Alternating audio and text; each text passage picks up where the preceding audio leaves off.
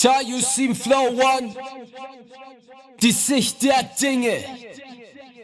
2/3 Buschland Sound und Grippe.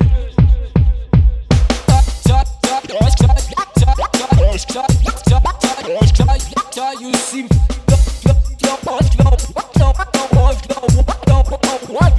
Flow One.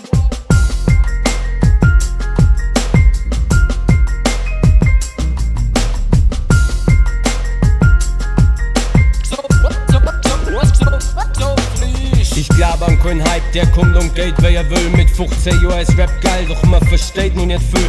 Seit die 18 bin da ich freestylen, wer will. Ich hab mir das meiste selber beibracht, weil der Rad im noch Gefühl. Graffiti und Raps sind seitdem ständig mal begleitet, doch das Game wird dominiert von ein paar dämlichen Beitern.